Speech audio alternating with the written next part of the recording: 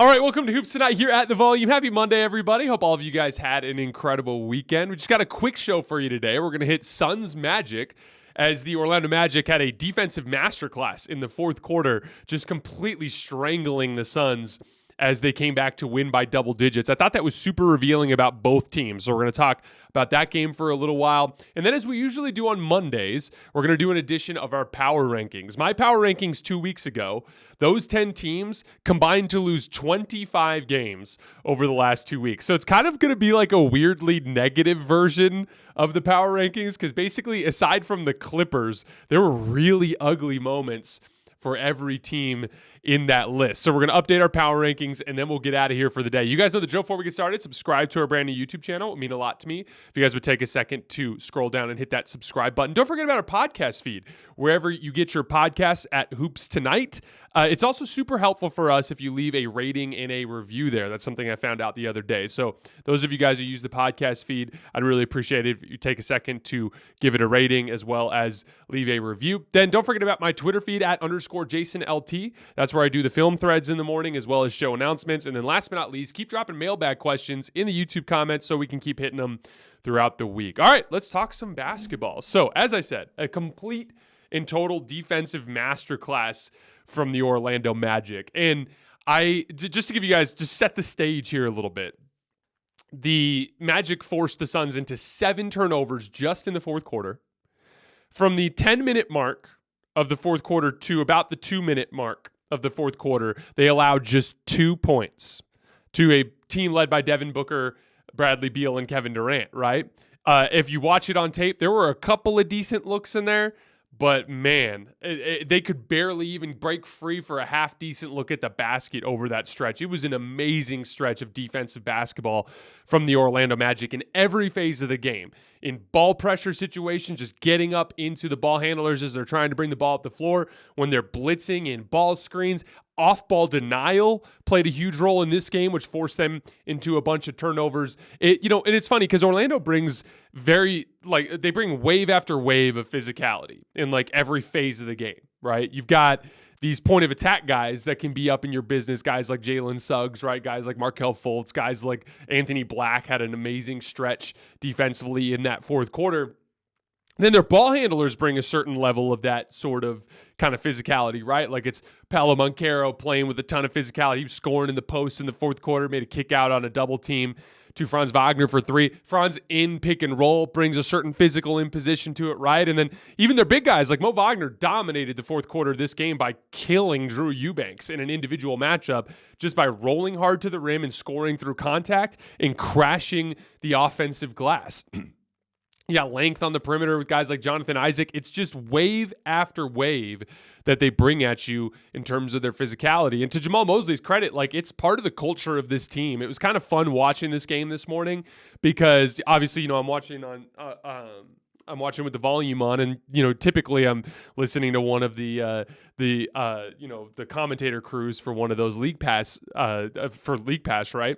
But in this particular game, what was dominating the audio kind of portion of the tape was the Magic bench as they would force a turnover or play great individual defense and force a tough shot. It almost sounded like a college game with the way that you'd see the entire bench and coaching staff like freaking out on the bench after every time they make a play, getting excited. Everyone's on their feet. You can tell this team wants to be great at defense. It is part of their culture. It is everything about their basketball identity. And the two guys that I wanted to shine a particular light on in this video were Anthony Black and Jonathan Isaac. I thought they kind of like sprung the run, so to speak, in the middle of the fourth quarter. Anthony Black was on Bradley Beal. At this phase in the middle of the fourth, Devin Booker was actually on the bench. And Jonathan Isaac was on Kevin Durant.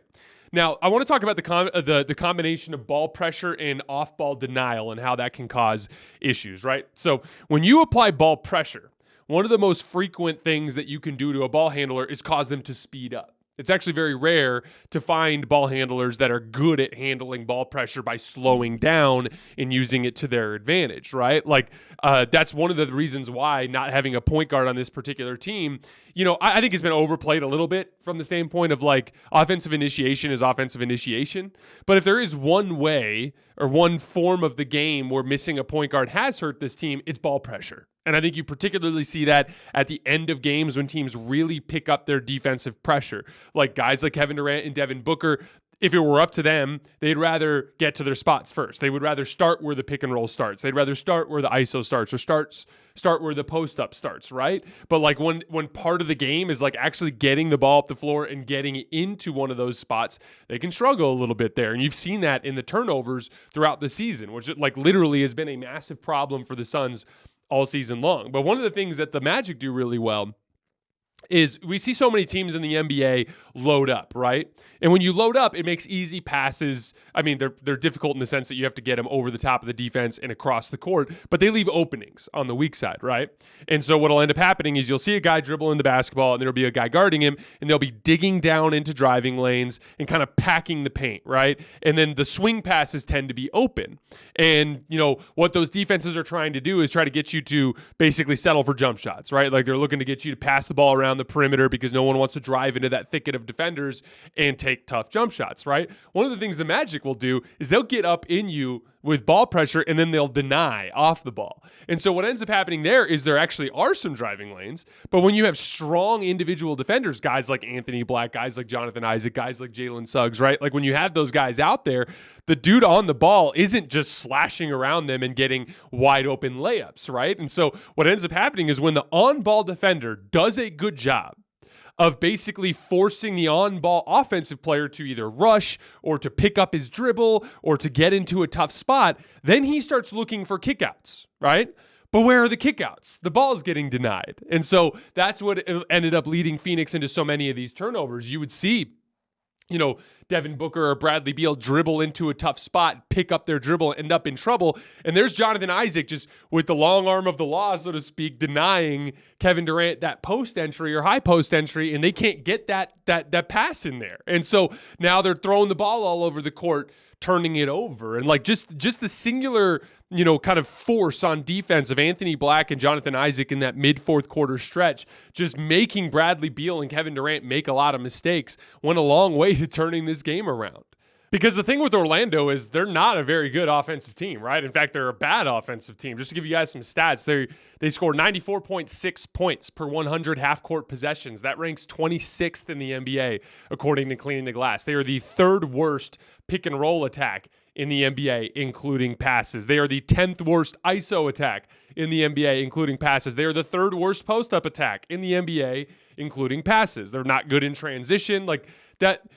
A lot of it is just, it's a young basketball team with young shot creators learning how to be more efficient in the NBA. I'm not concerned about Paolo and Franz in the long run in their ability to become much more efficient shot creators, but they're young. They're learning on the fly, right? And so their biggest advantage right now is they're huge, they're athletic, and they're young, and they play hard. And so they find ways to get into basketball games on the strength of their defense, and that's what they did. Like they found a way to disrupt Phoenix's offense more than Phoenix could disrupt their offense, and that flipped the dynamic of the game. Again, they forced Phoenix into more turnovers in that fourth quarter than they had made field goals. It's 7 turnovers and just 5 made field goals, and it's because their defense is flat out oppressive. 5th in defensive rating, 7th in defensive rebounding percentage, 6th in half-court defense, according to Cleaning the Glass, 5th in transition defensive points added per 100 possessions. That's kind of a catch-all transition stat on Cleaning the Glass. They are the second best team in the league at forcing turnovers, sticking to that idea that I talk about ball pressure, aggressive blitzing, denying off the ball, just making it extremely difficult, rushing teams into making mistakes, right? They are the 8th best team in the league at limiting opponent three-point makes.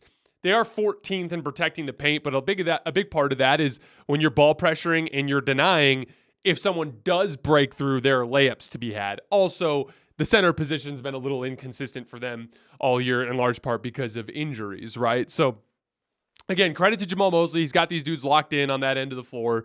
Credit to all the individual players for being for taking that on as a basketball character. Again, I will say watching them this year has been fun because of the energy and the verve that they bring to trying to win games in a way. Like, again, there's an offensive limitation there that is roster based. That's not going to change. They're not going to just suddenly become a great offense this season. They need to slowly reach that point through player development, right? But like they can still win NBA games on their strengths, and they're so locked in and so disciplined, and their habits are great, their communication's great. All the details are there, and it's allowing them to be a respectable NBA team in spite of their offensive limitations. They've beaten a lot of good teams this year. They have 13 wins against teams that are 500 or better. That's the 9th most in the NBA.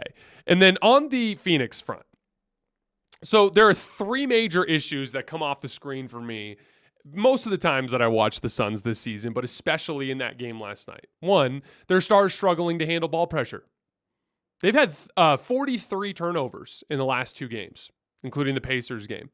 They're actually the 5th worst team in the league at taking care of the basketball. I talked about this earlier, but again, Phoenix, I don't think that their lack of a point guard, so to speak, affects their ability to score, because when they do get into the half-court setting and they do get one of their stars to their spot, whether it's Devin Booker getting ready to run a ball screen or a kind of face-up ISO at 18 feet, or it's Kevin Durant doing the same thing, or it's Bradley Beal, getting his like kind of downhill ISOs that he goes to, where he's hitting a bunch of in and out dribbles, right? Like regardless of where those spots are, when they get there, they're efficient. You don't have to look far to see the points per possession data and see that those guys can get quality shots when they get to those spots. But teams, what we've seen consistently throughout the year is aggressive defense towards those guys. That's the book is out. Like that's what the scouting report says. The scouting report says ball pressure the hell out of Phoenix. Just ball pressure them.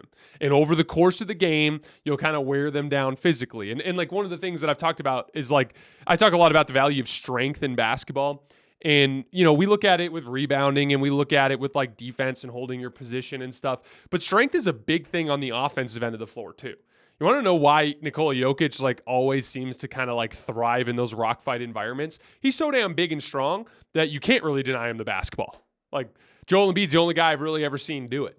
He's just so big and strong. He's going to be able to physically hold somebody off long enough to create a passing angle, right? Like in general, like we used to do this drill when I was in college, my last year in college. We called it the tight space passing drill, and it was like basically from the lane line to the corner, kind of like up to where like the block was, and then back to the sideline, like a square, just kind of there in the short corner.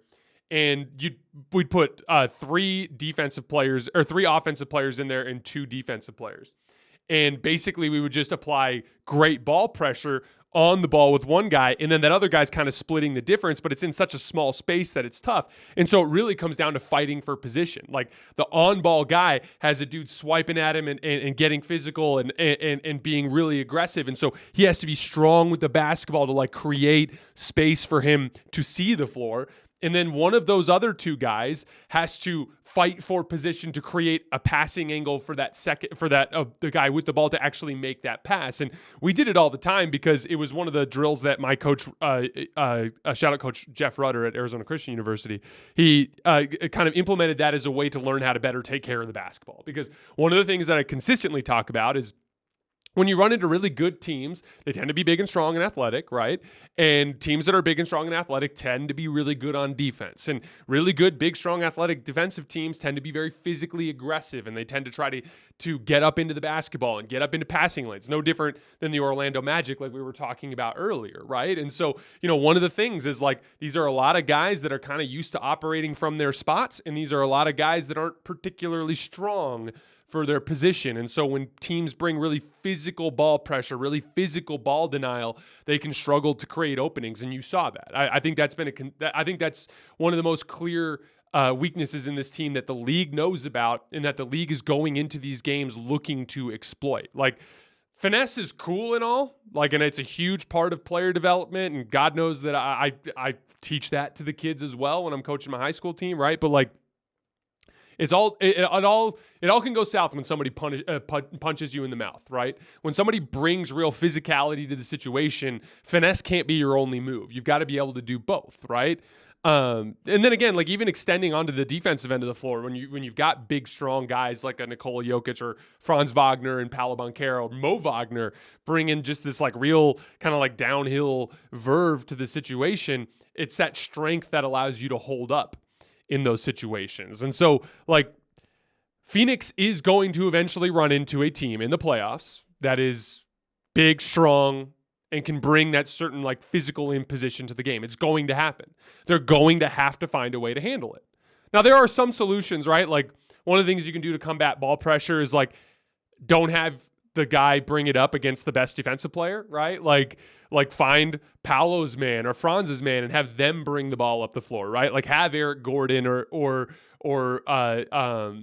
Grayson Allen bring the ball up the floor so that you're not going against Anthony Black, so that you're not going against Jonathan Isaac. Those are things that you can do, right? But the reality is they just have to be better. Kevin Durant, Devin Booker, and Bradley Beal have to get better at handling those aggressive coverages, handling that ball pressure, handling that ball denial, because to put it simply, that's going to be what teams do in the postseason. If they get into a first-round series with a team, the other team is going to sit down and they're going to start talking about their advantages, and one of the first things they're going to look at is like, we got to get up into these guys 94 feet and just try to wear them down at the point of attack and try to force them into their worst tendencies.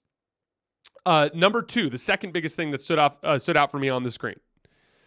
Drew Eubanks probably can't play for you in a playoff series. Now, to be clear, Jusuf Nurkic was out in this particular game, but Drew Eubanks has been kind of their backup center for a lot this season. They've gone with a bunch of other guys as well.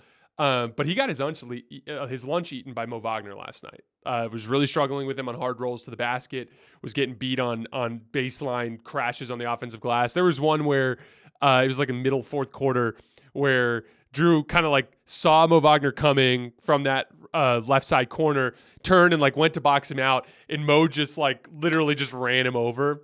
But like Drew just turns and starts complaining to the refs. But like one of the things there is like fighting for your position actually goes a long way there. Like if you don't really fight for your position there and Mo comes in, the ref's not going to want to reward you for not holding your ground, right? Unless you flop extravagantly, right? In which case you might get a call depending on what kind of ref you're dealing with, right? But like he wouldn't just, if you actually like sit there and fight and hold your ground, if Mo pushes through you, then you probably get an over the back call. But he just got manhandled by Mo all over the floor. You know, and again, like this is going to be an issue with them over the course of this playoff run as well, is what do you do about the center position? Like Jusuf Nurkic is going to hold up really well in certain matchups, but then there are going to be other matchups where it puts them in a predicament where they get attacked a lot in pick and roll, right? We've seen that throughout this season. So that center position is going to be something to keep an eye on. And it may come down to them having to do a lot more of the KD at the 5 than maybe they wanted to when it comes time for the postseason. And then number 3, the defensive commitment has to be part of their identity. It can't just be a fad that they do for a week or two. It's got to be something that they stick to long term. They had this 7-game winning streak. They defended. The defense has completely fallen apart since. Like, they were really sloppy against Orlando. They were bad in transition defense, not getting matched up. They were bad in their pick and roll coverages. Drew Eubanks was like atrocious in pick and roll. Their on-ball guys were bad in pick and roll. They were hugged up on shooters off the ball. Like Bradley Beal at one point was just watching them score in pick and roll while he's standing guarding Anthony Black in the corner, who's a 33% corner 3-point shooter. So like their off-ball stuff isn't good. They're getting beat on back cuts. They're getting beat on offensive rebound crashes. You know, like, and especially in a game like that last night, defense could be what helps you regain control because Orlando's offense isn't good. One of the ways that Phoenix could have fought through that mess was really lock in on defense, force Orlando into their worst tendencies, and look for transition opportunities and try to kind of beat Orlando to 2 spots before they can really load up on their stars, right? But like that just wasn't the thing. It was like as the offense was falling apart against Orlando, their defense was also falling apart. And that's how you end up with the 21-2 run as the game kind of flips on them like that. The bottom line is the Suns are top heavy. They have 3 awesome players, Kevin Durant, Bradley Beal, and Devin Booker. And they have 2 solid role player guards, Eric Gordon and Grayson Allen, right? And then they have some flawed role players like Josh Okogie and Jusuf Nurkic who are really good at some things and really bad at others, right? And then it's like a big drop-off. Like the rest of the roster are mostly guys that would not even be in rotations for really good playoff teams around the league. And specifically, none of their top 5 guys on that roster, saying Kevin Durant, Bradley Beal, Devin Booker, Eric Gordon, Grayson Allen, none of those top 5 guys other than KD can really inflict their physicality on the game, right? So what does that mean? They can't afford to not be sharp on the details, right? Like, they're going to lose a lot of battles just because of their personnel, especially defensively, especially on the glass, right? Like that, some of that stuff is just kind of baked into the roster. So what you can't afford to do is also give up the plays that are that come from mistakes, right? This team does not have the margin for error to not be disciplined, to not be sharp, to not have good habits. And it's not something that they can do for 2 weeks and be fine. They need months. They need months of these habits built up to go into the playoffs and be ready to compete physically at that point, right? Like, one of the things we talked about with Denver last year after the postseason, and where I had to admit I was wrong, is like, they were a mediocre defense through most of the season, but they were huge. There was a physical imposition on the game that they were able to bring, and then they had good athlete defenders in KCP and Aaron Gordon that could take primary point of attack assignments, and so they actually became a good defense when they got into that postseason environment. Phoenix does not have that luxury. They have to be incredibly sharp. Every single guy on the roster, including their skill guys, has to be locked in on those details. And it's just something to keep an eye on over the course of the rest of the season. They will hemorrhage points in many phases of the game because of their physical limitations. They can't also be lazy. That cannot be a characteristic of this team.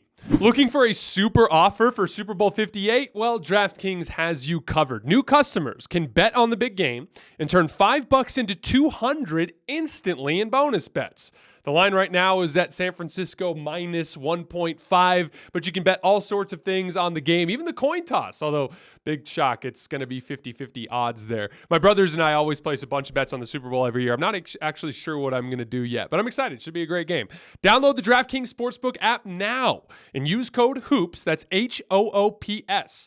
New customers can bet $5 to get $200 instantly in bonus bets, only on DraftKings Sportsbook, an official sports betting partner of Super Bowl 58, with code HOOPS. Again, that's HOOPS. The crown is yours. Gambling problem? Call 1-800-GAMBLER, or in West Virginia, visit www.1800gambler.net.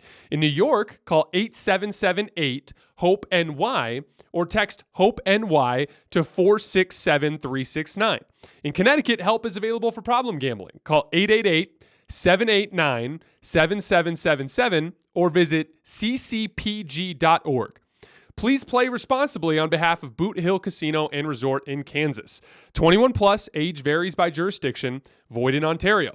Bonus bets expire 168 hours after issuance. See dkng.com/football for eligibility and deposit restrictions, terms, and responsible gambling resources. All right, moving on to our power rankings. So, as I said, we had 25 losses out of our top 10 teams from 2 weeks ago. Specifically, our top 8 teams lost 18 games. So this is going to be a weirdly negative power rankings in the sense that, like, I'm going to kind of complain about all the teams to some extent, just because I thought like a lot of their downsides were on display this year. It's just going to be kind of the theme, except for the Clippers. The Clippers went 5-0 since our last ranking, so they're going to be fine. We had 2 teams drop out. The Pelicans, they've gone 2-4 since our last rankings and basically lost to every good team they played over that span, and their defense has fallen apart.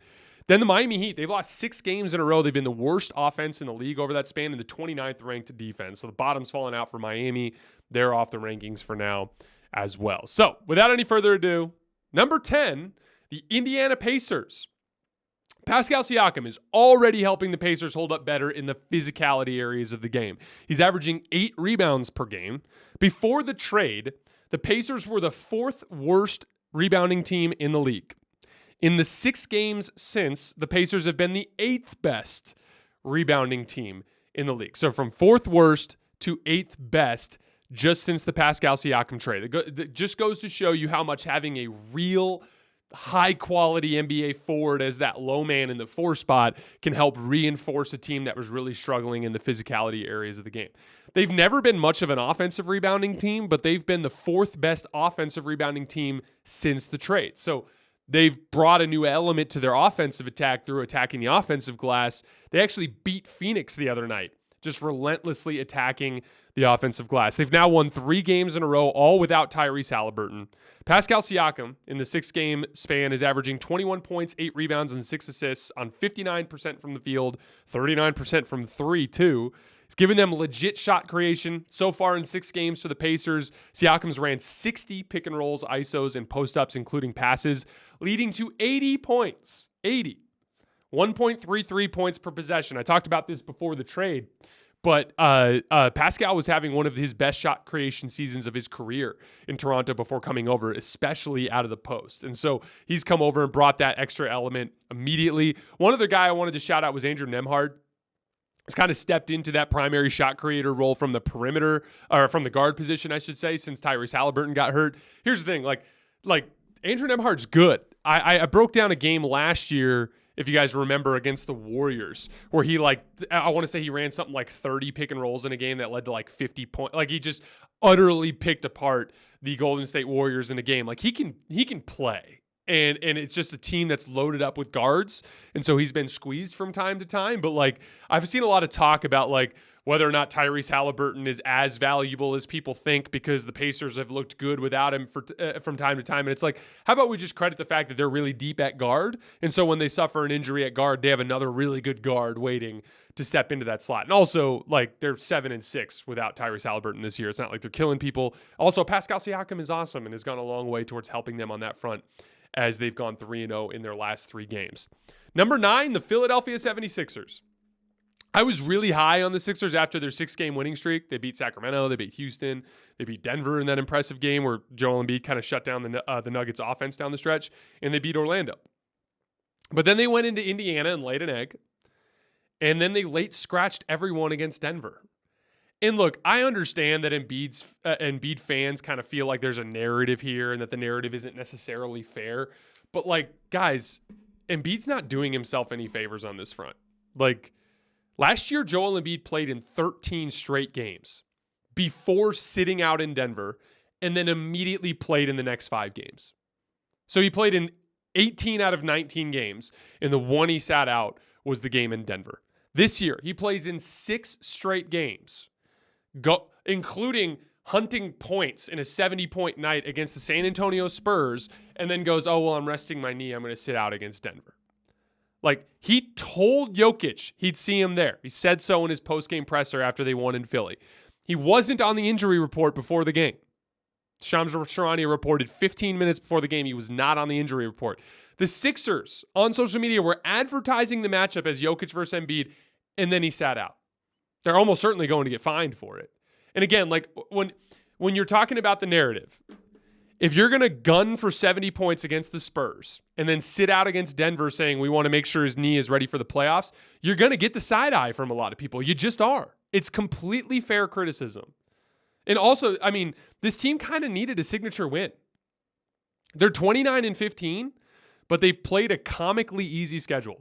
Just 10 of those 29 wins were against teams that are 500 or better. As of right now, they've played the 3rd easiest schedule in the league per opponent win percentage. Those 10 wins against 500 or better teams ranks 16th in the NBA. They are also just 1-4 on the road against teams in my contender list, with their one win being against the young and tiny Oklahoma City Thunder. So, like, they needed this kind of, like, big road win to kind of just almost as like a test. Like, it would have been a great test for them, and they punted it. And it just left a bad taste in my mouth. So I have the Sixers down at number 9 right now. Number 8, the Cleveland Cavaliers. They've won 9 of their last 10 games, including 2 wins over the Bucks and a couple of other dominant road wins against the Atlanta Hawks and the Orlando Magic. They are number 1 in defense and number 1 in net rating by a mile over that 10-game stretch. The defense has been super impressive. Isaac Okoro and Max Strus are competing at the point of attack. Dean Wade has been excellent in off-ball situations and especially in switches. Donovan Mitchell has had some of the best closeouts I've ever seen from him in his NBA career. He looks locked in on the defensive end. And then Jared Allen is this super versatile big. Honestly, like, they're not the most talented team in the world with Evan Mobley and Darius Garland out of the lineup, but the lineup is much more synergistic now. Like, it actually falls in line with my kind of like belief system surrounding the whole like like normal basketball lineup type of construction, because you have athleticism in the backcourt, you have a perimeter forward, you have an interior forward. Like it's all lined up a lot better now, because you just have guys kind of in all of the needed positions to construct a basketball team, especially on the defensive end of the floor. It just looked different when you were constantly running out there with two small guards, right? And I mean, like, the Bucks really wanted to win that last game in Milwaukee. They really wanted to win that one. And they just the Cavs just went in there and beat them and shut them down on offense. Like, 4 different guys got stops on an island against Damian Lillard. They were constantly building a wall in front of Giannis and making him into a passer. It was a really impressive win. The Cavs are good. I have Carter Rodriguez from the Chase Down pod coming on the show on Wednesday for a deep dive on the Cleveland Cavaliers. So Cavs fans, make sure you're around on Wednesday. That should be fun. All right, number 7, the Milwaukee Bucks. They are 4-2 since our last rankings. They beat the Cavs once and had a dominant win over a reeling Pelicans team. But I thought the Cavs' losses shined a light on some of their issues. We've talked a lot about their point of attack defense, but I want to focus on 2 other issues that have been popping up. 1, their transition defense.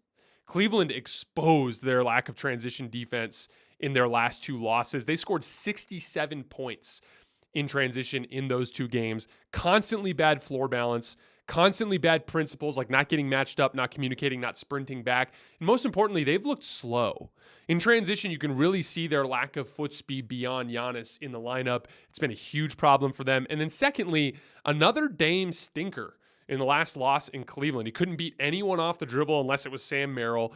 He kept having to settle for these tough contested jump shots. I talk a lot about this, like, push and pull when it comes to on-ball scoring. Like, if you're the defender and I'm the offensive player, and you're terrified of my pull-up jump shot, and you're terrified of my ability to beat you off the dribble, that's the perfect situation. Because then you're going to have to either play up and I'm going right by you, or you're playing off and I'm knocking down the jump shot, right? But, like, let's say my jumper's not going in. Now, all of a sudden, even if I'm an outstanding driver to the basket, you're going to start giving space, and I'm going to I have a hard time, like, finding those angles. And you're seeing that kind of go both ways for Dame. He's not making these pull-up jump shots, so guys are giving him a little bit more space. He's not as quick as he used to be, so as he's starting to make those downhill moves, guys are beating him to spots. And you're seeing it manifest in the numbers over the course of this 18-game stretch. Over the course of Dame's last 18 games, 23.8 points per game on below 40% from the field and 30% from 3. An 18-game stretch. And we're almost halfway through. We are over halfway through the season now. And to put it simply, the Bucks will not win the title unless they get the Dame from last year. And they need some other stuff to go right as well. But they need Dame to be better than he has been. He has not been very good this year. Number 6, the Minnesota Timberwolves. Just 2-3 in their last 5 games. Just dropped games to Charlotte and San Antonio. Now, some of this, I should say most of this, is just the letdown after getting through the tough part of their schedule, right? Like, they get through this insane stretch where they play like 20, like something crazy, like 16, 17 straight games against really good teams. And they did really well in that stretch. And then you kind of like, you're like, okay, we're good. We feel accomplished. And then you just exhale, right? Like, you exhale. But the problem is the NBA is so damn talented that they'll make you pay for that. Charlotte has players. Brandon Miller is cooking right now, and he lit them up. LaMelo Ball picked them apart. He had like 13 assists in that game. Victor Wembanyama and Devin Vassell are hoopers. Like, if you don't bring it against the Spurs, they can beat you. And so, like, a lot of this is like effort. But the concerning part is their offense. My main concern with the Wolves all season has been their ability to function offensively in a slow down environment, especially in that like kind of playoff type of environment. And the 2 things that we look at to kind of track that are like half court offense and clutch offense. That's the closest thing in the NBA regular season to the playoffs. And they've been a mediocre half court offense this year, and they've been a mediocre clutch offense this year. And especially as of late, they've been really bad in clutch situations on offense. They are 1-3 in clutch situations just in this 5-game stretch. Just a 92.1 offensive rating in those clutch situations. For the season, just a 108.9. That's not good. That's 75 minutes of slow down end of game basketball where they have not been very good offensively. Like I said, Mike Conley is an older skill guard, and he was out for 2 of those games. They depend on him a lot, but at the same time, he's an older skill guard. Anthony Edwards is a superstar in the making, but he's very, very young, and young players struggle with decision-making. And then Karl Towns is a notorious poor decision maker in these types of situations. So it really doesn't matter how good their defense is or what the other advantages they have. If when they get into the slowdown environment, they can't execute as well as the other great teams around the league. It's been a consistent issue. It has been an issue in this stretch. The defense is real, and it's always going to give them a chance to win games, but they will face much better half-court execution teams than them, and that could end up being what gets them beat. Number 5, the New York Knicks. 6-1 since our last rankings. 12-2 in their last 14 games. Tied with the Clippers for the best record in the league over that span. 7th in offense. First in defense and first in rebounding. One ugly loss to the Orlando Magic in there where they kind of lost in a physical game and some ugly moments down the stretch of that game. But back-to-back dominant wins over the Eastern and Western Conference defending champions in the Miami Heat and the Denver Nuggets. OG Anunoby and Dante DiVincenzo are dominating at the point of attack defensively. Jalen Brunson and Julius Randle are bringing like a physical imposition on offense, although Julius Randle dislocated his shoulder. Hopefully he's okay. But they're wearing teams down. They're a really, really good team. I think the Knicks are one of those teams where like I don't think they can win the conference necessarily, but the teams that are above them that have flaws to exploit, like I would not be surprised if New York knocked off a Milwaukee. I would not be surprised if New York knocked off a Philly. They have the talent to do so, and those teams have flaws. It's really just when they get to the top tier of the NBA where I think they would run into some issues just in terms of firepower. Number 4, the Oklahoma City Thunder. Mixed results since our last rankings. They had impressive road wins at Minnesota and at New Orleans, but they got beat by the veteran Laker and Clippers teams. And then they got manhandled by Jalen Duren and the Pistons without Cade Cunningham last night. What a weird game that was. The offense is sputtering. They're 19th in offense over this 8-game span. Basically, everybody that's not Shai Gilgeous-Alexander or Jalen Williams is struggling. Chet is slumping. Josh Giddey is slumping. Lou Dort is slumping.